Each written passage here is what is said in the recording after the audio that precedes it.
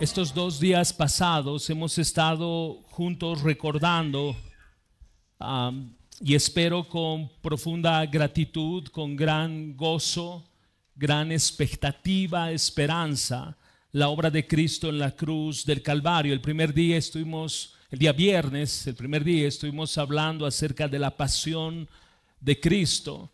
Ayer en la noche tomamos un tiempo para hablar de la muerte de nuestro Señor y las implicaciones que esto tiene para nosotros.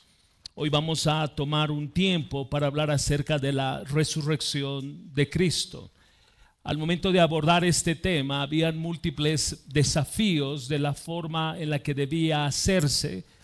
Había el desafío de enfocar desde un ángulo estrictamente teológico y mucho más doctrinal, o darle un enfoque eminentemente más práctico, donde nosotros podamos entender las implicaciones en nuestras vidas de la resurrección de Cristo. Y entiendo que debemos ir en esa dirección, de sí entender la resurrección desde un escenario bíblico indudablemente, pero también entender qué significa eso para nosotros, cuáles las implicaciones de la resurrección de Cristo, porque ese es el ancla, el sustento de nuestra fe.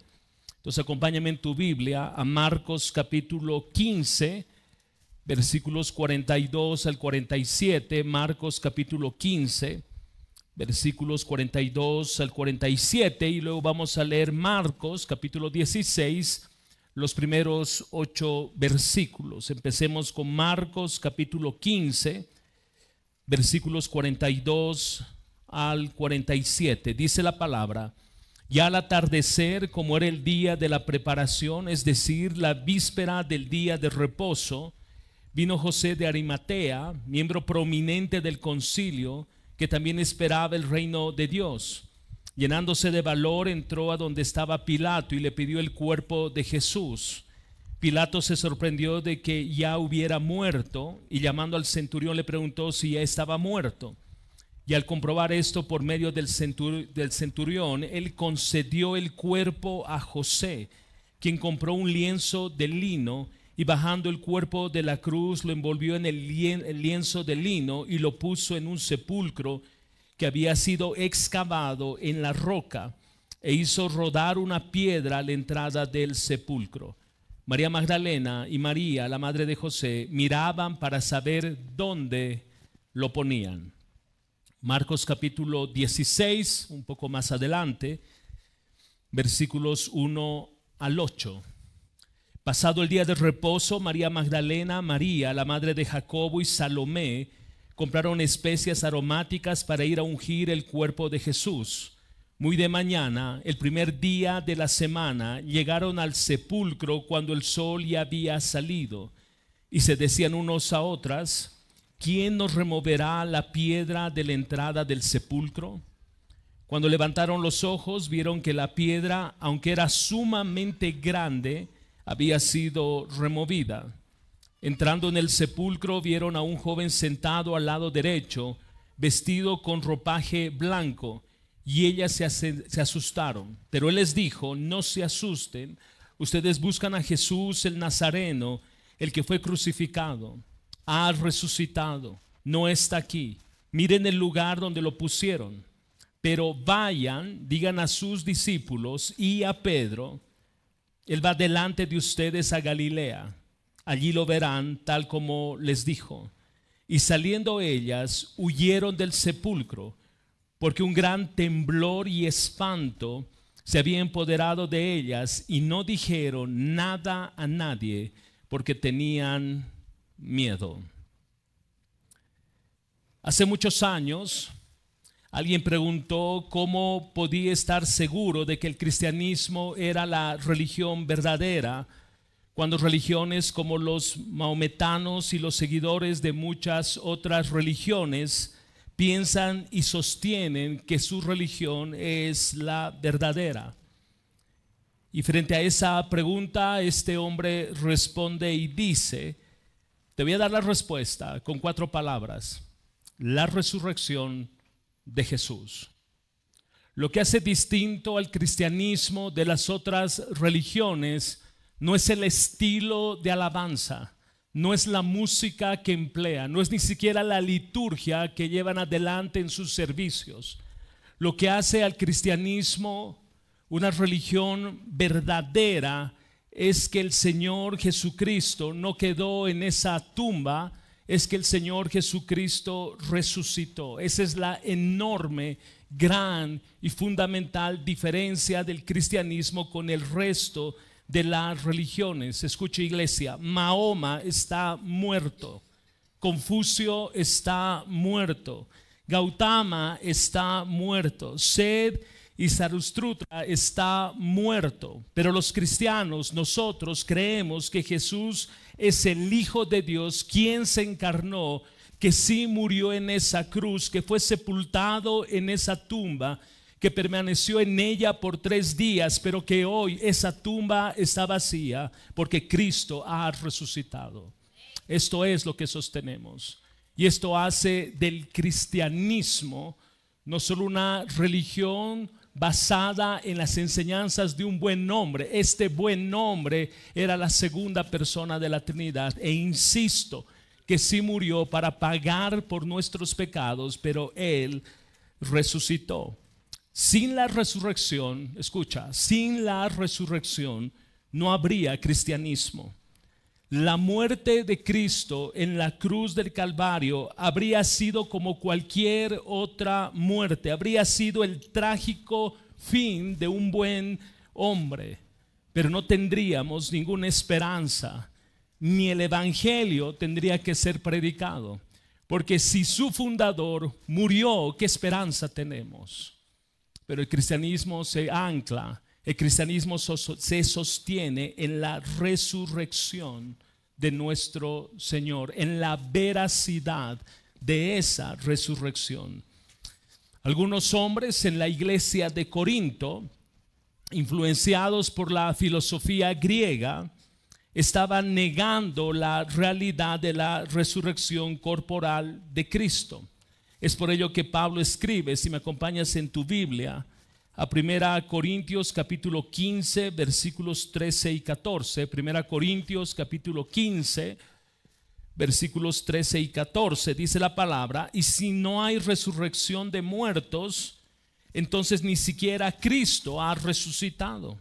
Y si Cristo no ha resucitado, vana es entonces nuestra predicación, y también vana la fe de ustedes. Aún más, somos hallados testigos falsos de Dios, porque hemos testificado contra Dios que Él resucitó a Cristo, a quien no resucitó, si en verdad los muertos no resucitan.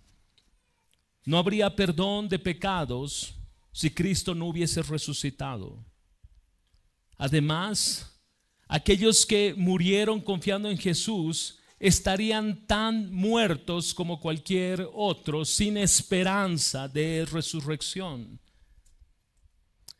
Si la relación que tenemos con Cristo no traspasa los linderos de la muerte, si todos los beneficios de seguirlo a Él se limitan a una buena vida hoy, ahora, mientras todavía respiramos, Pablo dice, somos los más dignos de conmiseración de todo el planeta, de reunirnos, cantar, adorar, leer la Biblia, sabiendo que el Señor, a quien llamamos Señor, no habría resucitado.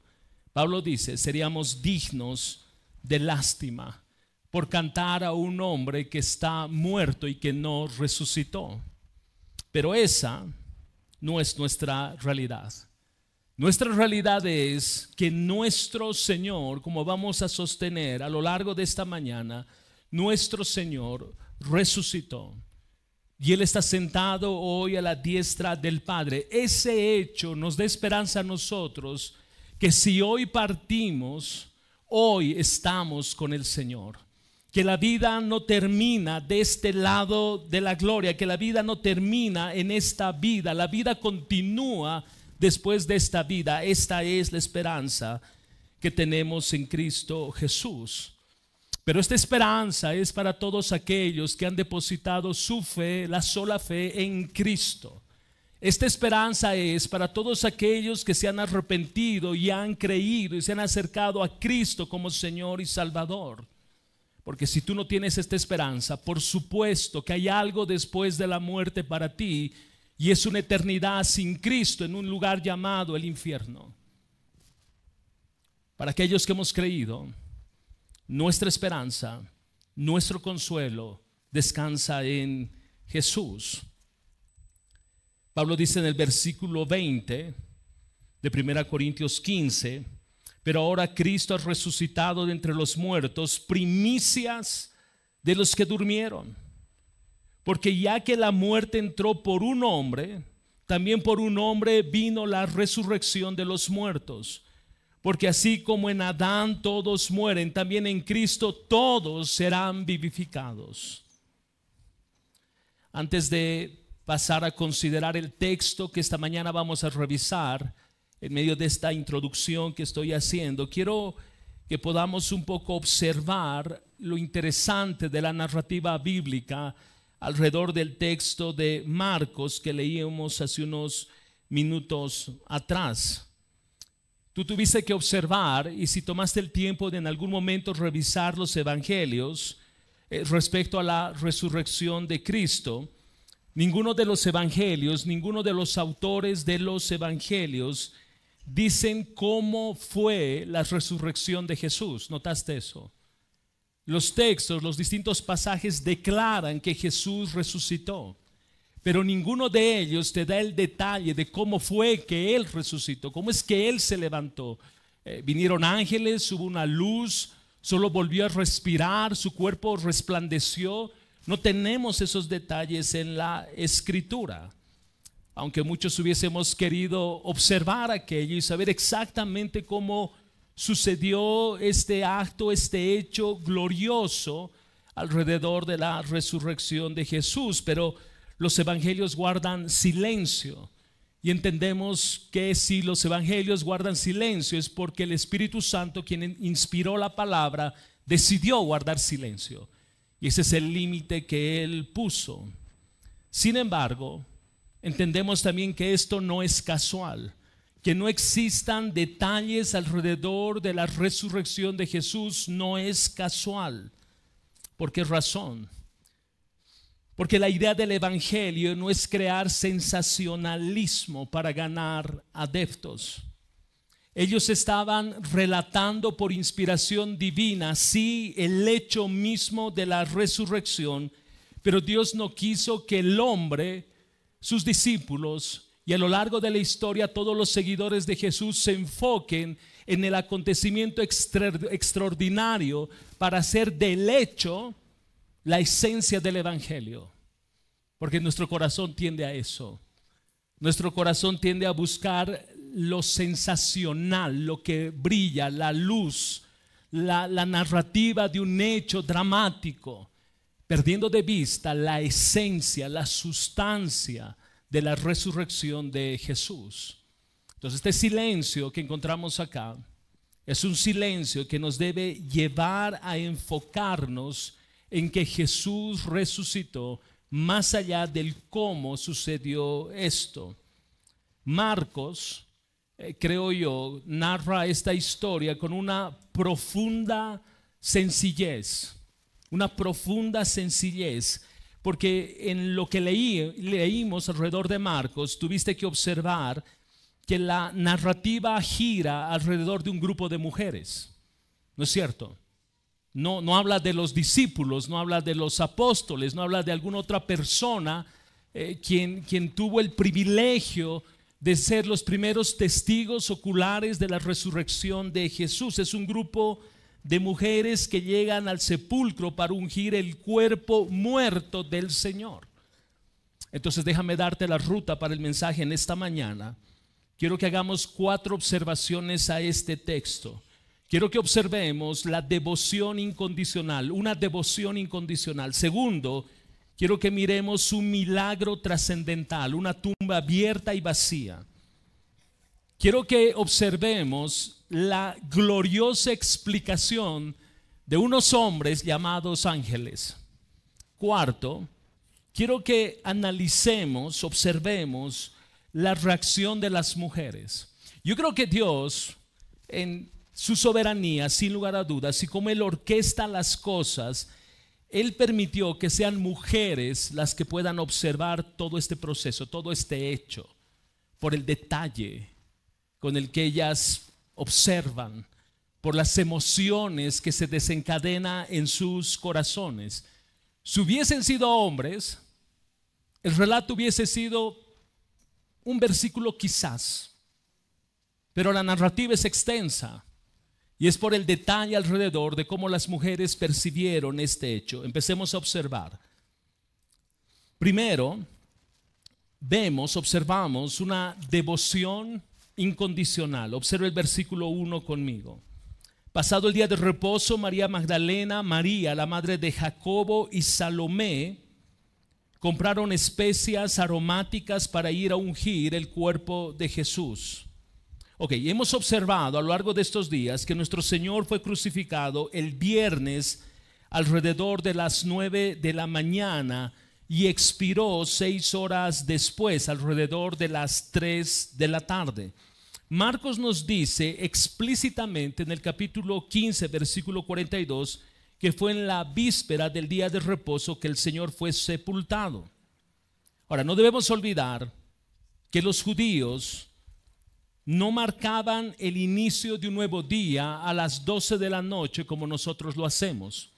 Para los judíos, el inicio, el fin y el inicio de un nuevo día era a las 6 de la tarde. Y los judíos no llamaban a los días lunes, martes, miércoles, etcétera. Ellos llamaban día 1, día 2, día 3. Estos datos son importantes para que podamos entender el desarrollo de la narrativa bíblica.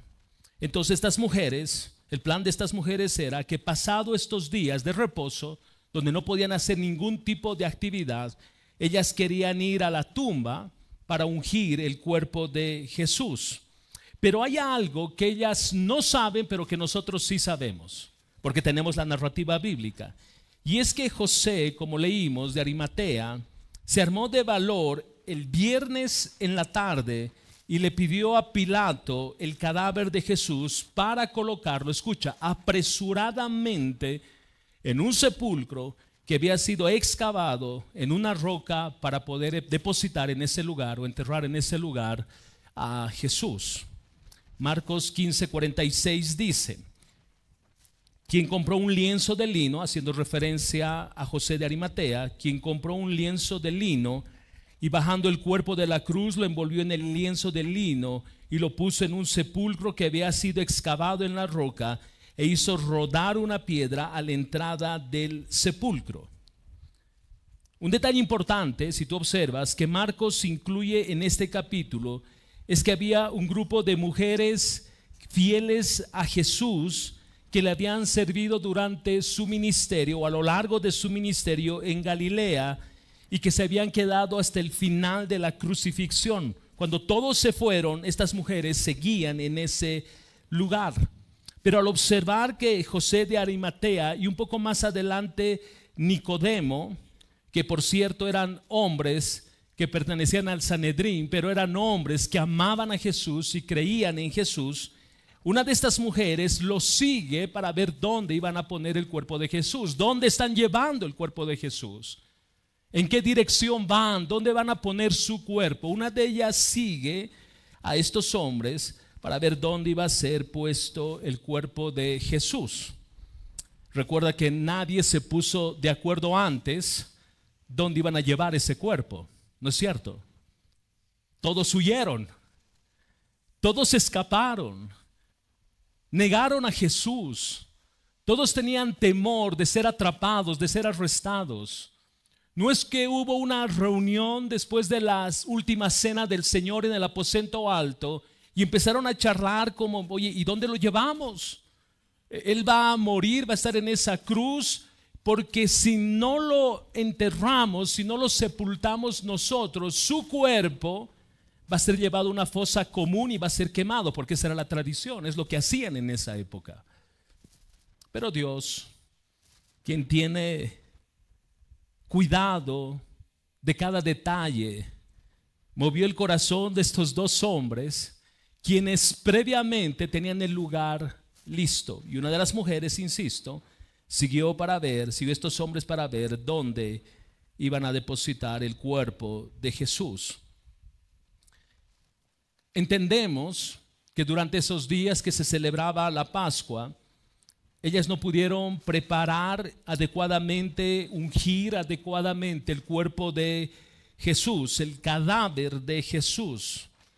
Pero tan pronto concluyó el día de reposo, ellas ahora sí se dirigieron a las tiendas y a los bazares que estaban abiertos para comprar todo cuanto requerían para ungir el cuerpo de Jesús, y debían hacerlo pronto. Esta no era una acción común, estaban buscando a los seguidores de Jesús. Debían moverse de manera rápida y cuidadosa. Entonces, a la madrugada del domingo, con todos los preparativos que ellas alcanzaron a hacer, fueron a ungir el cuerpo del Señor Jesús. Ahora recordemos que ungir el cuerpo de alguien que había fallecido era la costumbre que tenían los judíos. El propósito era disipar, tapar, ocultar el olor que empezaba a expeler los cuerpos cuando comenzaban a deteriorarse, cuando empezaban a descomponerse. Esto era lo que había en la mente de las mujeres. Las mujeres no estaban pensando ni estaban yendo a la tumba con la expectativa de mirar al Cristo resucitado. No, ellas estaban yendo a cumplir con gran devoción, sin lugar a dudas, con gran amor y profundo respeto, querían ungir el cuerpo de su Señor.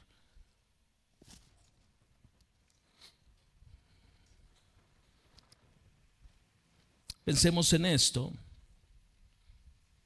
Ya Cristo había muerto, e indudablemente estas mujeres no estaban esperando que Él resucitara. Ellas no se acercaron a la tumba, como señalamos, con la expectativa de ver a Cristo levantarse de los muertos. En la mente de ellas estaba ungir un cadáver. Pero a pesar de haberle visto morir en la cruz, estas mujeres todavía amaban a su Señor, al punto de no tener ningún reparo en identificarse con Él, aún en una circunstancia tan inapropiadamente humanamente hablando, una circunstancia tan compleja, tan difícil. Ellas no se frenaron, no se detuvieron. Ellas iban a cumplir con el propósito que tenían en mente. Todos lo habían abandonado. Recuerda esto, todos lo habían abandonado a Jesús. Todos habían huido, incluyendo a sus discípulos más cercanos. El poder civil de Roma, quien había condenado a Jesús a muerte como un criminal, estaba persiguiendo, dijimos, a los cristianos, a los seguidores de Jesús. Los líderes religiosos de la nación lo habían repudiado y habían dicho que él era un blasfemo.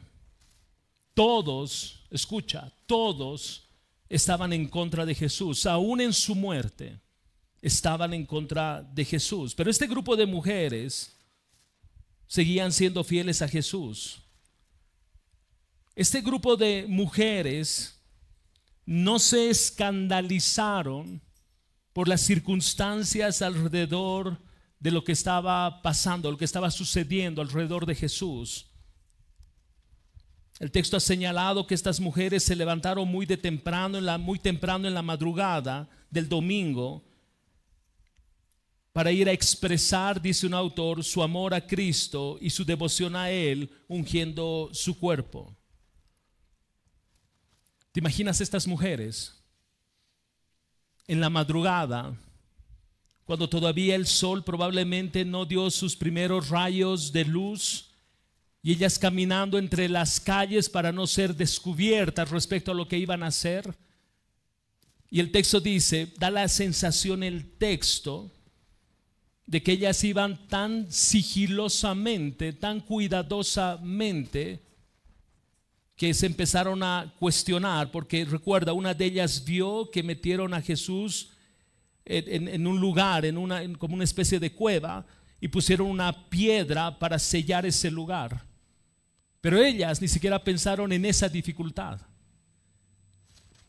Pero seguro que de camino para cumplir con su propósito, la pregunta que ellas se hacían era: ¿quién moverá la piedra?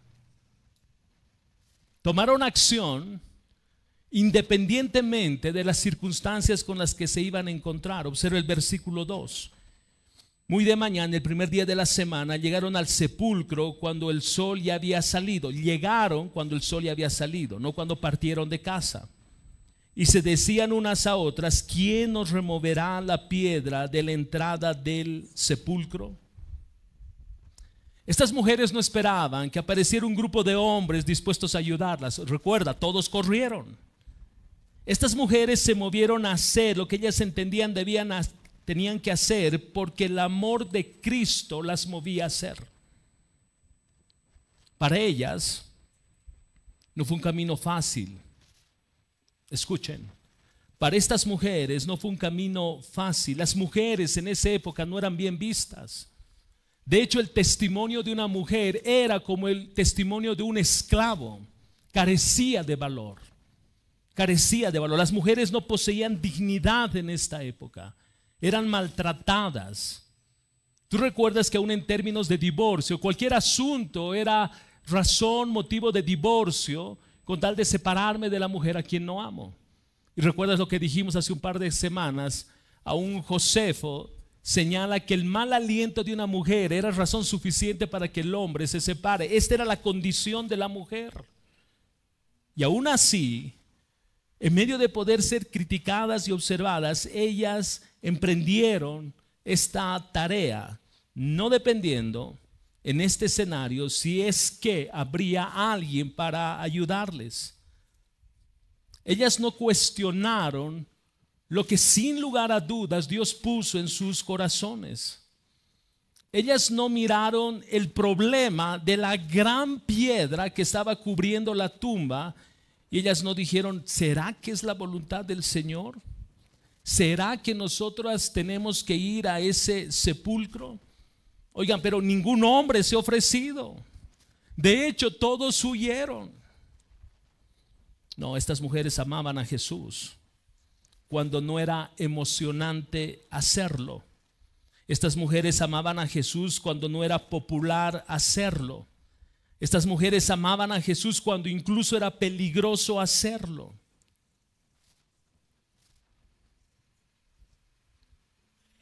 Notas que aquellos que seguían a Jesús muchas veces lo declararon como Señor y querían ponerlo como Rey, porque en ese momento sí era popular hacerlo. Porque en circunstancias tranquilas, no adversas, es sencillo movernos para mostrar amor al Señor. Pero es que la resurrección habla de esto. Habla de esta tarea de hacer cosas por la causa de Cristo cuando no es popular hacerlo. Creo que al momento de mirar este pasaje, y espero te suceda lo mismo, tenemos que tomar un sentido con nosotros mismos de honestidad al momento de preguntarnos por qué hacemos lo que hacemos. Estas mujeres hicieron lo que hicieron porque amaban a Jesús. Se movieron porque amaban a Jesús.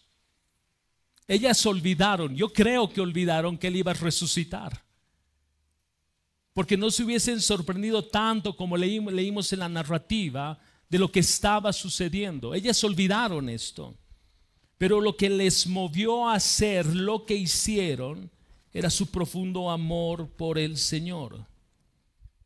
¿Por qué haces lo que haces? Cuando yo me hacía esta pregunta alrededor de mirar esta escena de la tumba, la piedra y todo lo que estaba sucediendo alrededor, hago las cosas porque es mi deber hacerlo. Como alguien decía, uno puede amar la predicación y no necesariamente amar a la gente a la que uno predica. Uno puede amar la predicación y no necesariamente amar a Jesús del que uno predica. ¿Por qué hacemos lo que hacemos? ¿Es porque simplemente es mi deber hacerlo? ¿O lo hago movido por un genuino, sincero, falible amor por el Señor?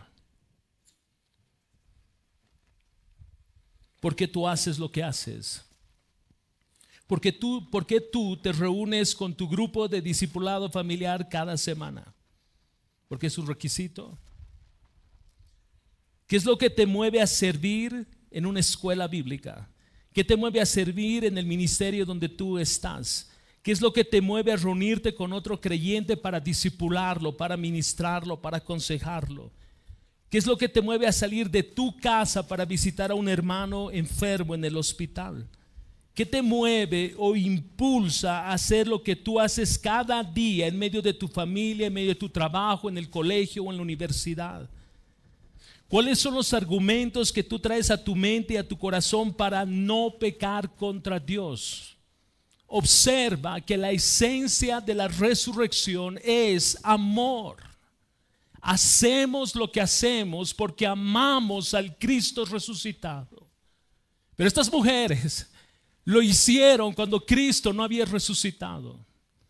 Estas mujeres lo hicieron cuando ellas entendían que Jesús estaba en ese sepulcro. Nosotros sabemos que Él resucitó.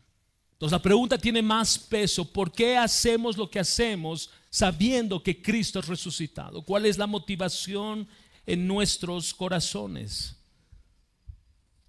Filipenses capítulo 3, versículos 8 al 11. Filipenses capítulo 3, versículos 8 al 11. Y aún más, yo estimo como pérdida todas las cosas en vista del incomparable valor de conocer a Cristo Jesús mi Señor. Por Él lo he perdido todo y lo considero como basura a fin de ganar a Cristo y ser hallado en Él, no teniendo mi propia justicia derivada de la ley, sino la que es por la fe en Cristo, la justicia que procede de Dios sobre la base de la fe, y conocerlo a Él, el poder de su resurrección y la participación en sus padecimientos, llegando a ser como Él en su muerte, a fin de llegar a la resurrección de entre los muertos. ¿Notas lo que movía a Pablo? Lo que movía a Pablo era la visión de la resurrección de Jesús. Era el poder de la resurrección de Jesús. Es que el amor por la causa de Cristo debe movernos, debe impulsarnos, debe llevarnos a hacer su voluntad, a la cual fuimos llamados, y es primariamente proclamar las buenas nuevas del Evangelio. Alguien decía: nosotros debemos cuidar el cuerpo de Cristo, que es la iglesia, como estas mujeres salieron a cuidar el cuerpo de Jesús. Nosotros podemos hacer lo que estas mujeres hicieron. Ellas lo hicieron pensando que iban a ungir un cadáver. Nosotros lo hacemos por un cuerpo que está vivo, el cuerpo vivo de Jesús, porque estamos vitalmente unidos a un Salvador victorioso que está sentado en gloria a la diestra de Dios. Fin de la cita. Segundo, observemos un milagro trascendental. Una tumba abierta, una tumba vacía. Observa conmigo el versículo 4 y 5. Cuando levantaron los ojos, vieron que la piedra, escucha, aunque era sumamente grande, había sido removida. Entrando en el sepulcro, vieron a un joven sentado al lado derecho, vestido con ropaje blanco, y ellas se asustaron. Una vez más, estas mujeres no sabían lo que iban a encontrar. No tenían en mente que Jesús dijo múltiples veces que Él iba a resucitar. Pero tú y yo sabemos que esto sí sucedió. Entonces, ¿qué es lo que sucede en esta escena? que ellas no sabían, insisto, pero por la narrativa bíblica tú y yo sabemos. Los miembros del Sanedrín, que al principio no quisieron entrar en casa de Pilato para no contaminarse, cuando termina el día de reposo, fueron a ver a Pilato para pedirle que asegurara la entrada del sepulcro para que los discípulos no se robaran el cuerpo, para que luego estos discípulos no digan que el Señor resucitó. Esa era la meta de ellos, era el propósito de estos hombres. Ellos recordaban, este grupo del Sanedrín recordaban perfectamente que Jesús había anunciado su propia resurrección y no querían dejar absolutamente nada al azar. Ellos querían asegurarse de que todo alrededor de Jesús esté fríamente calculado para que nadie diga que Él resucitó. Entonces ellos piden que esta tumba pueda ser sellada, esta piedra pueda ser sellada. Ese es su pedido a Pilato. Y además Pilato les permite poner a un grupo de soldados a la entrada, sellar esta piedra. Y recuerda que sellar la piedra no es agarrar unos pernos y poner, no tenía nada que ver en esa época.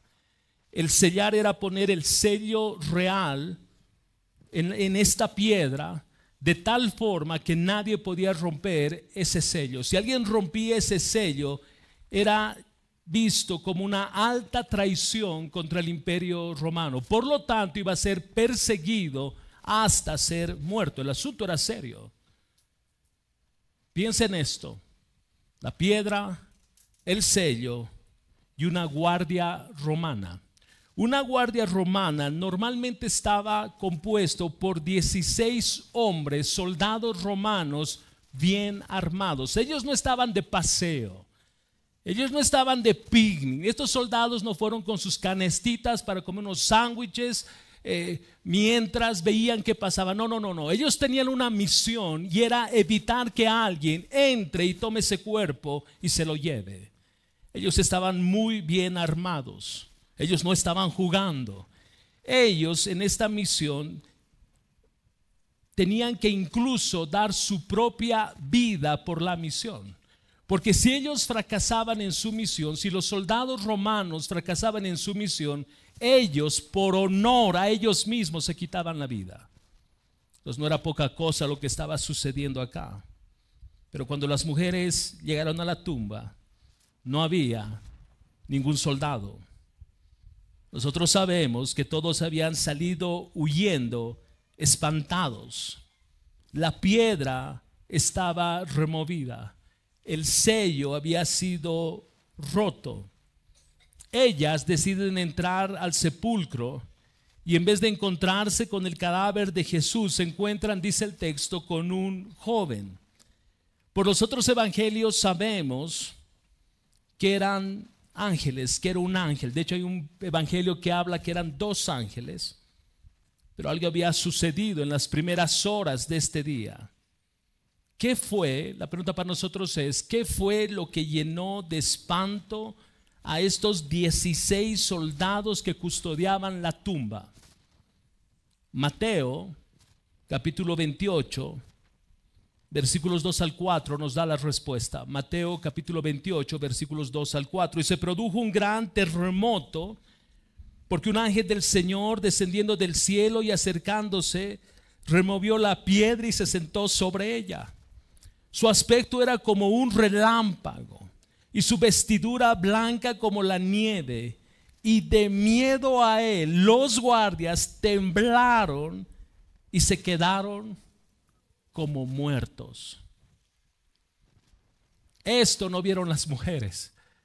Recuerden, la mente de las mujeres es: ¿quién nos ayudará a mover la piedra? No, pero tranquilos, el Señor se ocupó ya de este asunto. El Señor se ocupó de la piedra, el sello y los soldados. El Dios soberano hizo mover un poco la tierra. El Dios soberano permitió que estos hombres vean a este ángel del Señor que descendió del cielo. Y observa la narrativa. Dice que removió la piedra. Imagínate esto: removió la piedra y se sentó sobre ella. Puedes imaginar, El ángel se sienta sobre la piedra y los soldados están temblando, quedan como muertos por el susto.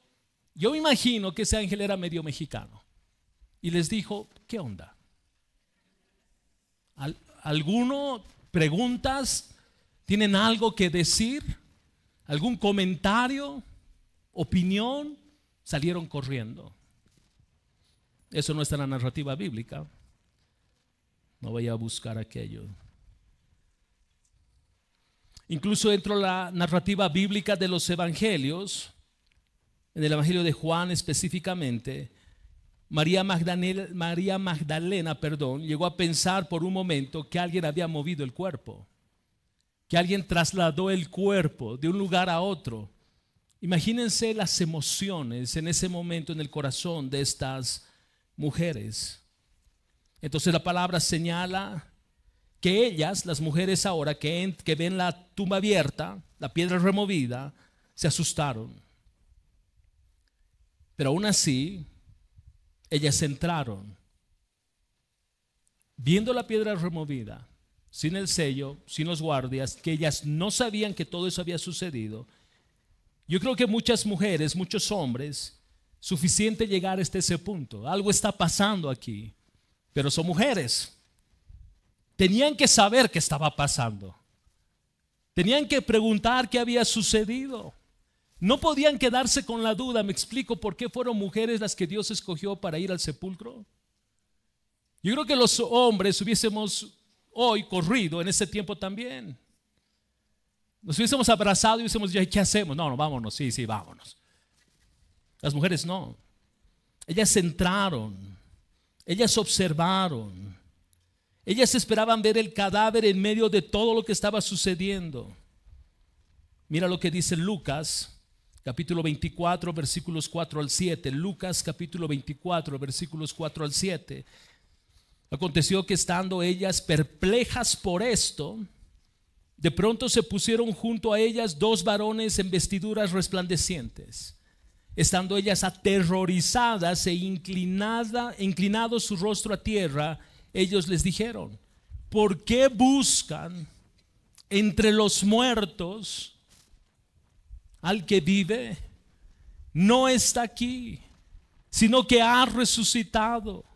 Acuérdense cómo Él les habló cuando estaba aún en Galilea, diciendo que el Hijo del Hombre debía ser entregado en manos de hombres pecadores y ser crucificado y al tercer día resucitar.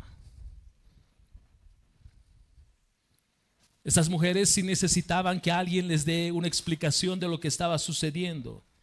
Y eso es precisamente lo que vemos en estos versículos. Estos ángeles informan, más que informar, les recuerda lo que Jesús les había dicho, que Él iba a morir, sí, pero que Él iba a resucitar. La pregunta que muchos autores hacen es: ¿por qué fue necesario que esa piedra fuera movida? Hubiese sido mucho más espectacular que las mujeres llegando, esa piedra sea removida y ellas puedan ver cómo estos soldados caían como muertos por el temor, por el susto, y luego huían. ¿Por qué fue necesario que esa piedra fuera removida? ¿Por qué fue necesario que Dios envíe un ángel? ¿Por qué fue necesario que las mujeres tengan que entrar como a cerciorarse y ver lo que realmente estaba pasando? Hay un hecho que debemos recordar, y es que no se debe a Jesús. Esas acciones no se deben a Jesús. No es que Jesús necesitaba que la piedra sea removida para que pueda salir. No necesitaba Él que los soldados sean espantados, asustados, tengan que huir para Él salir con mayor tranquilidad sin tener a sus verdugos cerca. No. Todo esto sucedió como testimonio para nosotros, para las mujeres en su momento y para nosotros. Jesús tenía todo el poder para Él remover la piedra. Tenía el poder, como más adelante narra el texto bíblico, de poder traspasar esas piedras. Su cuerpo había sido glorificado. Jesús sí resucitó, pero resucitó en gloria. Su cuerpo era un cuerpo glorioso, no sujeto ahora a la temporalidad, no sujeto ahora a lo material. Tú recuerdas que en un momento los discípulos están reunidos, después de que las mujeres llegan, enseguida vamos a hablar de eso, pero están reunidos y Jesús aparece en medio de ellos. Y minutos más adelante Jesús desaparece. El asunto de la piedra, el asunto de la explicación de estos ángeles a las mujeres tenía esos propósitos. Que el hombre sepa que el hecho de la resurrección es un acontecimiento glorioso. Y la voz de los ángeles tiene que ver con recordar lo que Jesús había dicho. Iglesia, nosotros tendemos a olvidar lo que Jesús habla. Por eso es que para nosotros, como cristianos, estas fechas son importantes. Y es triste que muchos hoy no hayan priorizado esta celebración, esta conmemoración. Porque si hay dos fechas importantes en el calendario del creyente, es el nacimiento del Salvador, la encarnación del Hijo de Dios, quien murió para morir y murió para resucitar. Es que necesitamos ser recordados. Necesitamos que se nos diga una y otra vez: Cristo resucitó, por lo tanto hay esperanza. Hay esperanza, ese es el sentido, es lo que estos ángeles están comunicando a estas mujeres. No teman.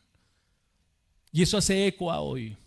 Porque Él resucitó, Jesús resucitado nos dice: no teman, iglesia, no teman. Hay esperanza. En medio de tus circunstancias hay esperanza.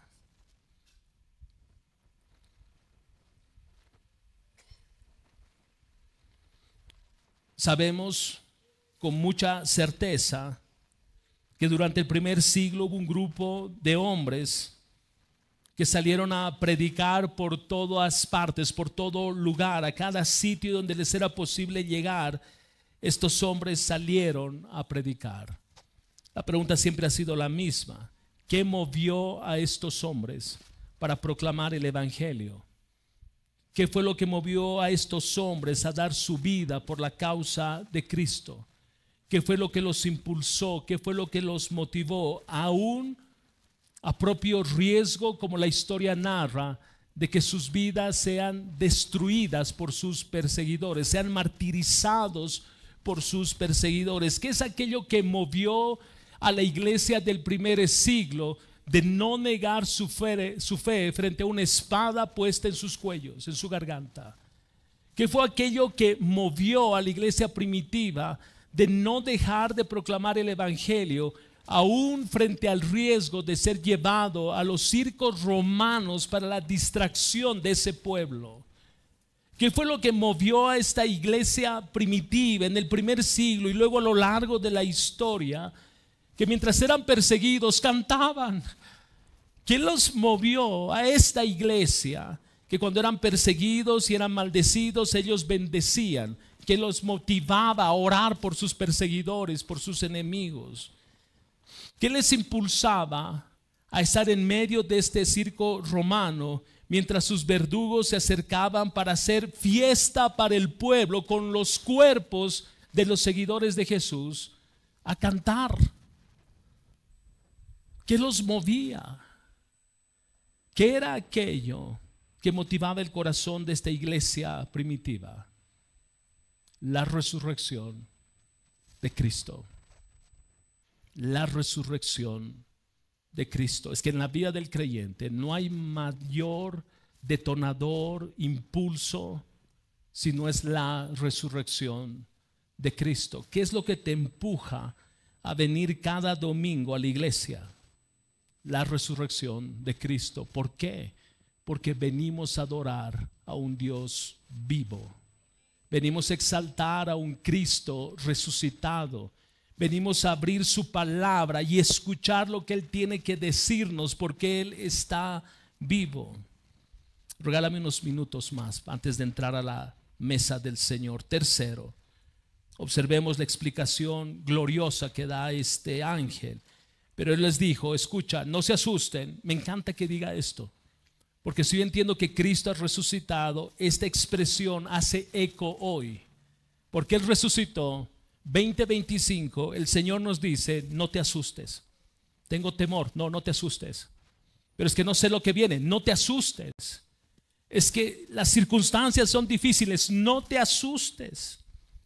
Escucha por qué. Ustedes buscan a Jesús el Nazareno, el que fue crucificado, ha resucitado. No está aquí. Miren el lugar donde lo pusieron. La razón para no asustarse, la razón para que nuestros corazones no abracen temor es que Cristo resucitó. No sé si te llama la atención, pero es como que este ángel le dice, oye, no te asustes. Yo creo que las veía temblando. Dice, no tengas miedo, has resucitado. Mira, no está aquí. Es que las mujeres necesitaban evidencia.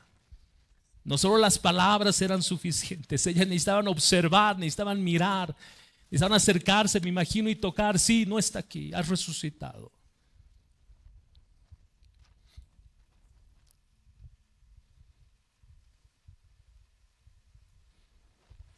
Versículo 7. Pero vayan, digan a sus discípulos y a Pedro, Él va delante de ustedes a Galilea, allí lo verán tal como les dijo. Me encanta este detalle.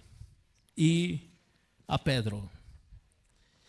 Los discípulos obviamente eran todos los que habían seguido a Jesús, y dentro de ese grupo de discípulos incluía o estaba Pedro. Pero observe el detalle, a los discípulos, a sus discípulos y a Pedro. ¿Cuál es la razón? ¿Cuál es la razón? Es como que este ángel tenía un encargo particular. ¿Notas esto? Es como que Jesús le dice, mire, escúchame bien, presta atención, yo te voy a dar una instrucción que tienes que seguir al pie de la letra. Cuando lleguen las mujeres, van a estar asustadas, por favor, diles que es resucitado, muéstrales. Pero dales la orden de que vayan a mis discípulos, escucha bien, y especialmente a Pedro, y le digan que yo resucité. Mira lo que dice Marcos capítulo 14 versículo 27. Marcos 14, 27. Jesús les dijo, todos ustedes se apartarán porque escrito está, heriré al pastor y las ovejas se dispersarán. Pero después de que yo haya resucitado, iré delante de ustedes a Galilea. Aunque todos se aparten, yo, sin embargo, no lo haré. Le dijo Pedro. Jesús le contestó, en verdad te digo que hoy, esta misma noche, antes que el gallo cante 2 veces, me negarás 3 veces. Pero Pedro con insistencia repetía, aunque tenga que morir junto a ti, no te negaré. Y todos decían también lo mismo. ¿Tú entiendes por qué? Entonces Jesús se asegura de que el mensaje llegue particularmente para Pedro. Pedro era muy impulsivo. Si Pedro hubiese llegado a la tumba y no las mujeres, Pedro agarraba un cuchillo y empezaba a buscar quién se llevó el cuerpo. Ese era Pedro. Ese era Pedro. Pero Jesús se asegura de que Pedro tenga la información de primera mano, de manera particular. Yo me imagino mujeres hablando con los discípulos y Pedro, presta atención porque el mensaje es particularmente para ti. Es como que Jesús estuviese diciendo a Pedro, Pedro, no he terminado contigo. Pedro, tu tarea en mi reino apenas iba a empezar. Pedro, yo sé que tú me has negado vergonzosamente durante la noche de mi arresto. Pero Pedro, no he terminado contigo. Pedro, me eres útil. Pedro, tú necesitas de mi gracia. ¿Saben por qué? Escuchen, ¿saben por qué? Porque nuestro Dios es un Dios de segundas oportunidades. ¿Y saben qué provoca eso? La resurrección de Cristo. Si Cristo no hubiese resucitado, Pedro sería un estudio de caso del hombre más deprimido en la historia de la humanidad. A Pedro lo hubiesen tomado de ejemplo como alguien que andaba errante por esta vida sin propósito, con la conciencia cargada de haber negado a su maestro. Pero porque Cristo resucitó, Pedro tiene esperanza. Porque Cristo resucitó, tú y yo tenemos esperanza. Escucha, si hemos pecado, es como que Dios nos dice: oye, espera, he resucitado, acércate a mí, arrepiéntete, déjate limpio, recuerda mi cruz, déjate limpio. Yo te doy una segunda oportunidad. Ese es nuestro Dios. Es un Dios que le dio es el Dios que le dio una segunda oportunidad a Pedro, y hoy Dios quiere darte a ti, en medio de la situación en la que estés, quiere darte una segunda oportunidad. Cuarto, observemos la reacción de las mujeres. Y saliendo ellas, huyeron del sepulcro, porque un gran temblor y espanto se había apoderado de ellas, y no dijeron nada a nadie porque tenían miedo. Ok, esto hay que analizarlo con pinzas. ¿Cómo es posible que estas mujeres no digan nada a nadie porque tenían miedo? Yo creo, y porque además el texto lo dice en Mateo 28, no es que ellas no dijeron nada a nadie. Ellas no dijeron nada a nadie de camino hacia los discípulos. Esa era la orden. Díganle a quiénes: a los discípulos y a Pedro. El ángel se tuvo que asegurar de que ellas solo hablen con los discípulos y con Pedro. Si ellas no recibían esta instrucción, ellas iban todo el camino anunciando que la tumba estaba vacía. ¿A poco no, varones? La instrucción fue precisa a los discípulos y a Pedro. ¿Y saben dónde los convocó Jesús? ¿Saben dónde los convoca Jesús? Al mismo lugar donde los llamó la primera vez.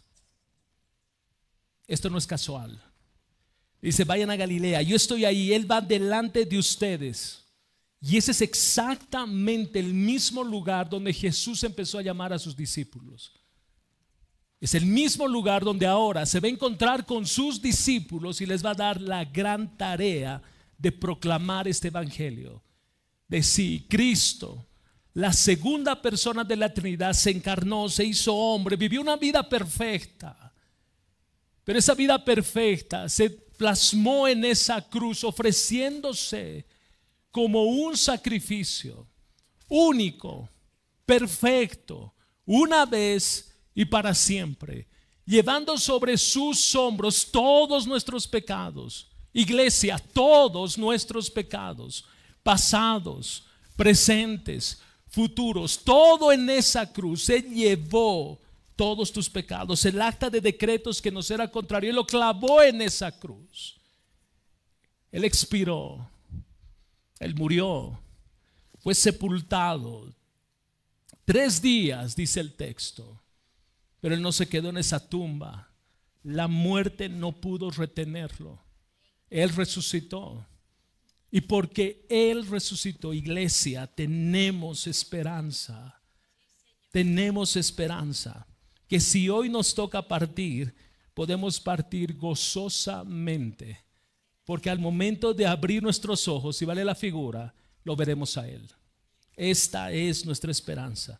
Si tú has perdido a un ser querido y Él ha muerto en Cristo, tienes la esperanza de que ese tu ser amado está en Cristo. ¿Notas por qué la necesidad de proclamar el evangelio? Iglesia, la resurrección no solo es un acto gozoso, de gran gozo para nosotros, sino es una enorme responsabilidad por la proclamación del evangelio.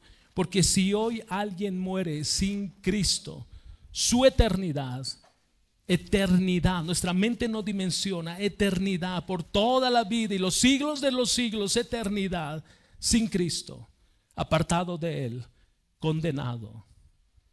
La resurrección, insisto, no solo es esperanza para nosotros, sino es un acto de responsabilidad para todos aquellos que hemos creído.